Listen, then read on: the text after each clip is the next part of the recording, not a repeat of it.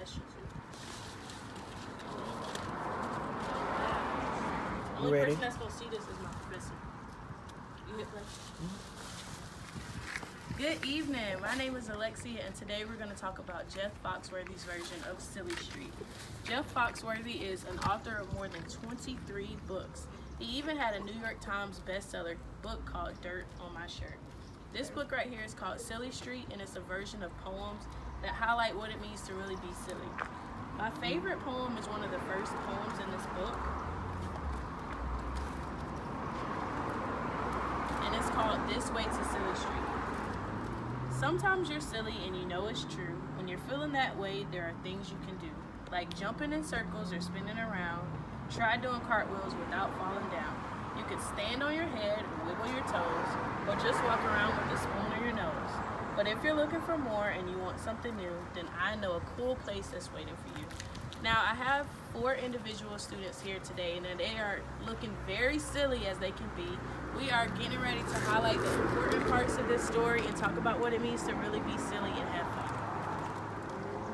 So as you can see, his illustrations show everything he talked about, from jumping in circles to spinning around to doing cartwheels without falling down. Here he has a spoon on his nose.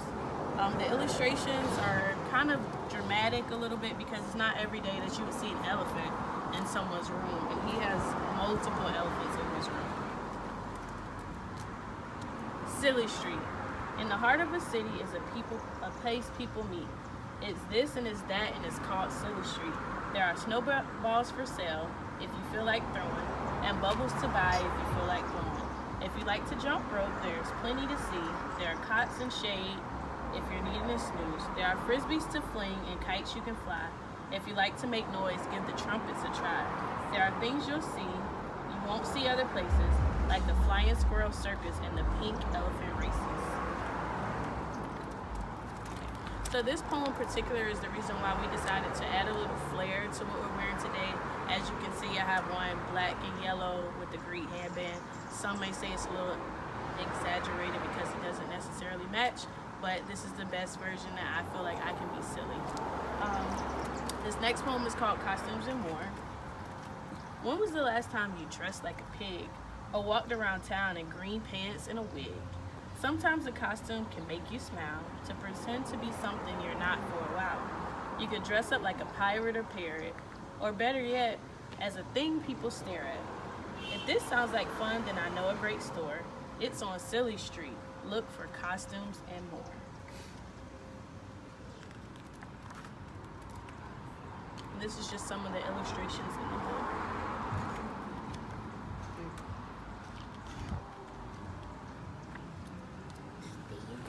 Another one of my favorite poems is Lost Your Marbles.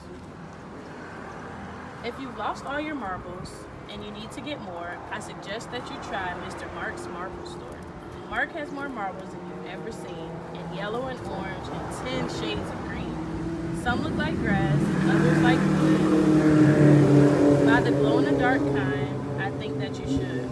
There are marbles so big, there are marbles quite small, and some of them look like a tiny eyeball.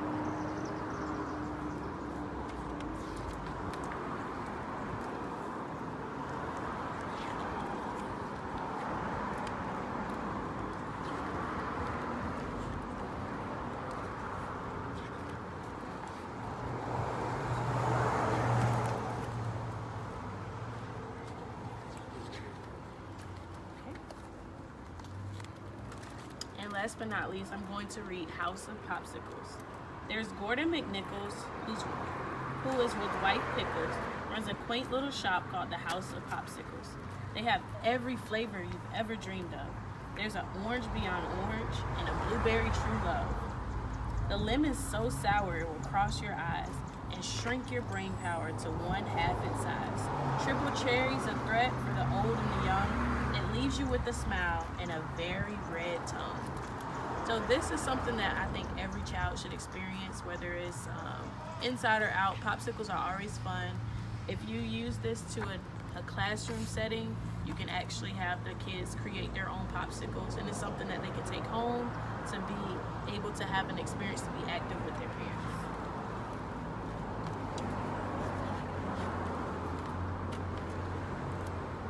last but not least, Silly Street again. We've come to the end of our book.